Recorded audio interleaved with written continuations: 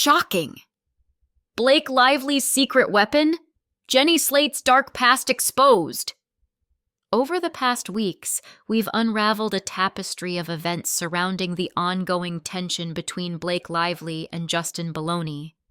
But amid all the headlines and heated conversations, there lies a thread that nearly went unnoticed, one that involves another key figure who may now be drawn into the spotlight, her fellow cast member, Jenny Slate.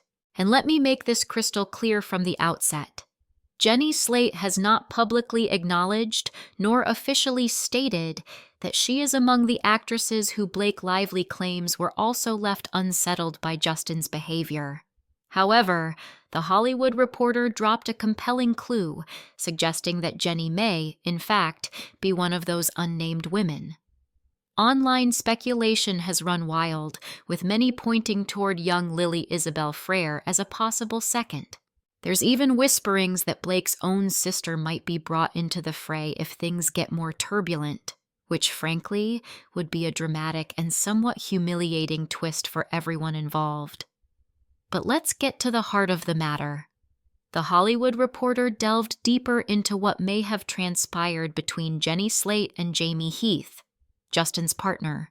This alleged incident reportedly revolves around a New York apartment that Jenny had leased, hoping it would be a safe and comfortable haven for her and her toddler. Unfortunately, the apartment fell short of expectations. Jenny apparently expressed her dissatisfaction with the space, stating it was far from ideal for raising a child, but changing accommodations wasn't a realistic option due to a hefty, non-refundable $15,000 deposit. That's when Heath allegedly stepped in, offering a solution that, on paper, might have seemed generous. According to sources, he assured Slate that Wayfair would cover the lost deposit, giving her the freedom to relocate to a more suitable place. However, the way in which this offer was presented is what reportedly made Jenny deeply uncomfortable.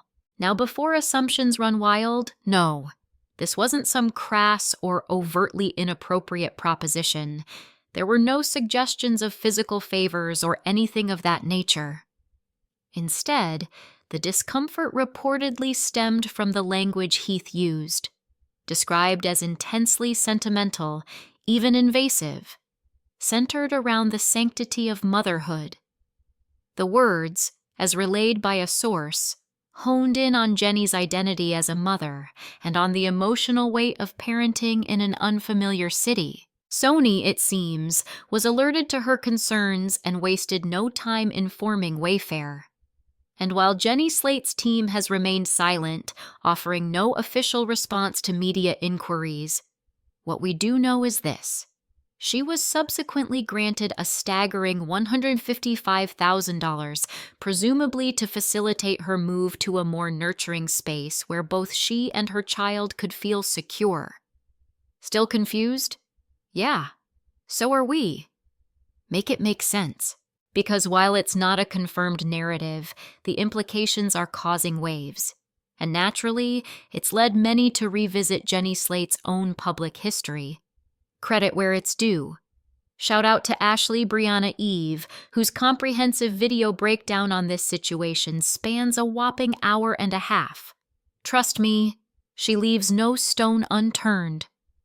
And to quote the great Whoopi Goldberg in Ghost, "You in danger, girl. Ta." If Blake is thinking of pulling Jenny into this storm, she may be opening the door to a tidal wave of scrutiny. Why? Because Jenny's past, as documented in various tweets and online commentary, is littered with missteps, some of them truly disturbing.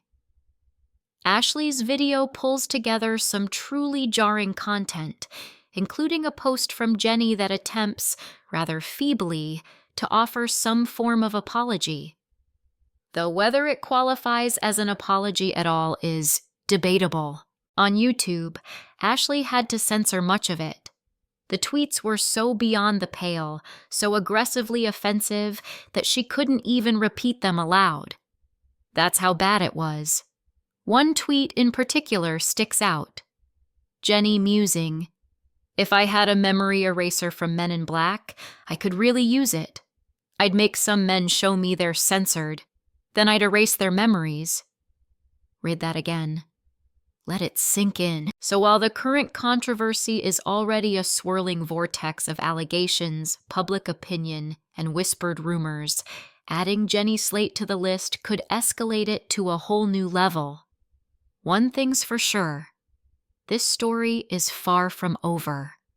It spirals downward. Brace yourself, because what's coming next takes this story to an entirely darker, more unsettling place.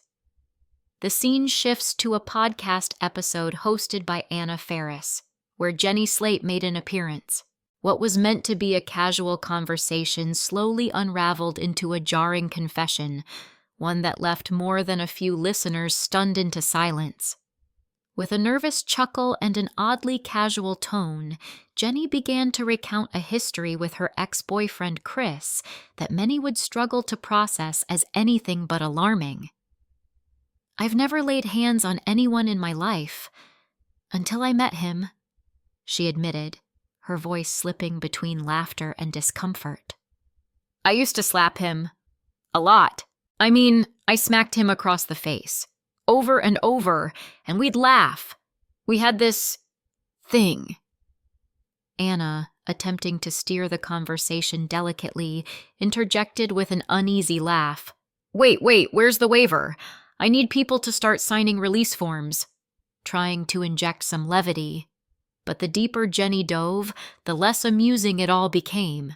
She continued, her tone floating somewhere between confessional and oblivious, explaining that after returning from filming a movie, she found herself striking her friends, yes, her actual friends, without realizing how much she had normalized violence in her relationship. "It was like muscle memory," she said. "I was just so used to hitting Chris that I didn't even think twice. Some of my friends had to tell me straight up, 'We don't like this. It's not funny. It's not okay.'" She laughed again, almost too hard this time, as if masking the gravity beneath the words. "And then I hit my husband. He looked at me and said, 'Nobody enjoys that. You shouldn't be hitting people.' And I was like, 'Oh my God, you're right.'" There was a strange detachment in the way she told it. Like a story rehearsed so many times, it had lost its emotional weight. Then she added something that turned everything on its head. The thing I realized later was, he was letting me do it. I thought I was just, wailing on him, dominating. But one day, he grabbed my wrist. Just once. And in that second, I knew.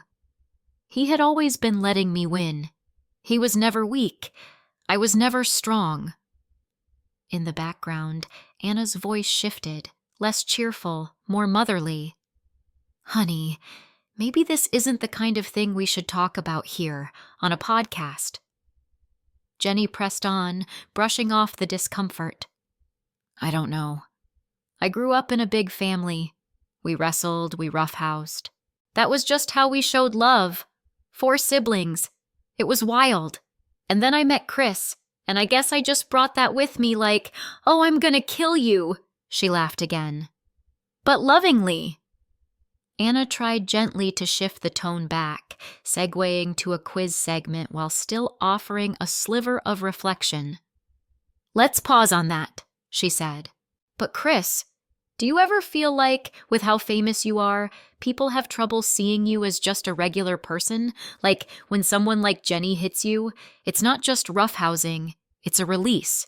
Like they feel they're allowed to cross those lines because you're Chris." She was trying, perhaps too politely, to bring the conversation back to center, to protect Jenny from herself and Chris from further exposure.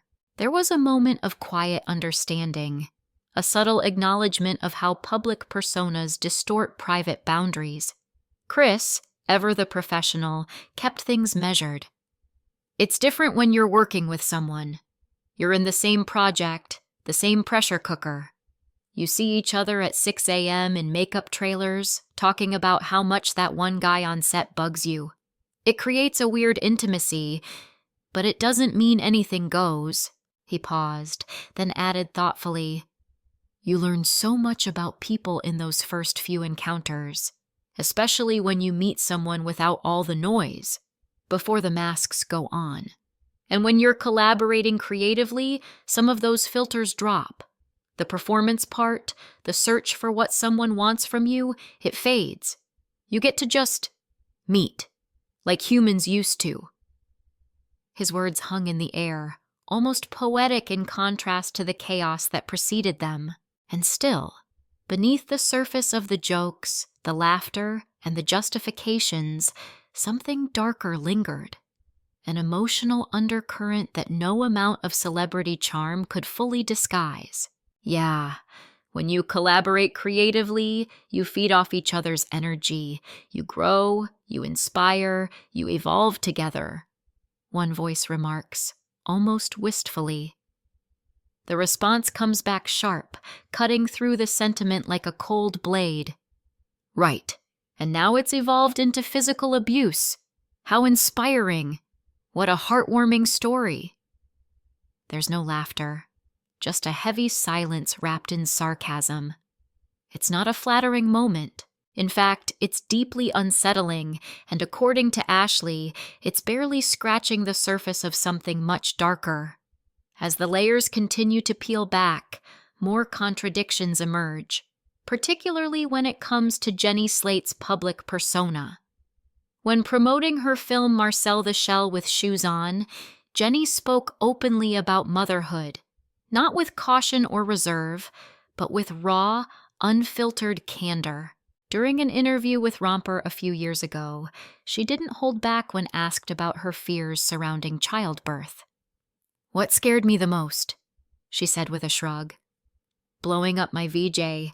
I mean, everything else I can work through, but that was terrifying." She went on to share intimate details, how close she came to needing a C-section, how she ultimately had a vacuum-assisted delivery, and how much she relied on the epidural to endure the pain. It was personal, direct, and completely without inhibition. So the confusion grows. When someone so transparent about their own body and motherhood expresses discomfort about a comment, allegedly centered on motherhood itself, it becomes hard to reconcile. What exactly was said that crossed the line? What made this situation different from all the other moments Jenny chose to speak so freely? Back in 2018, she gave another interview where she proudly declared that horniness was a lifestyle, not a fleeting feeling. "It's not always sexual," she said. "It's a vibe, a current of energy I live by. No one's going to take that away from me." So again, the question looms, unanswered and puzzling. What on earth did Jamie Heath say that supposedly disturbed her so deeply? What was the specific phrasing or sentiment that turned her mood from comfortable to offended? Because from everything we've seen, what she said, how she's acted publicly, this seems wildly inconsistent. And as Ashley aptly put it, this might just be the beginning. The first crack in a much bigger wall. If this is just the tip of the iceberg, then what lies beneath may not only shift public opinion, but unravel entire reputations. Which leads us to a crucial question. Is Blake really prepared to use this card? Is Jenny being kept unnamed for now because she's the final option? The emergency escape hatch if everything else fails? And if so, is Justin already bracing himself for that move? With the confidence of someone who believes the truth is on his side? He might be thinking, "Go ahead, let her speak, let her be called in, because when everything comes out, she's the one who'll have the most to lose." We're heading into volatile territory, and that's exactly why it's important to be informed before things erupt. Let's be clear, no one is saying Jenny Slate has confirmed any involvement. She hasn't. So don't harass her. Don't speculate with aggression. But should her name surface in a deposition or testimony, it's essential we understand the context that could follow her into that room. Receipts will matter, not vague statements like, "He made me feel uncomfortable because I'm a mother." What does that even mean in concrete terms? Especially when he reportedly arranged $115,000 in compensation to help her find a better home, one she herself requested, to support her as a mother. Make it make sense. And while you're processing all this, do me a favor. Tap that subscribe button, hit the bell icon so you don't miss future uploads, and smash that like button to help push this content further. Every comment, every bit of engagement goes a long way, and I genuinely appreciate you sticking with us through the madness. I've got a whole backlog of coverage lined up, been filming extra content this week so I could take a bit of a breather. But rest assured, we've got much more coming your way once I'm fully back in the studio. Thanks for being here. Stay tuned. There's more unfolding than we ever expected.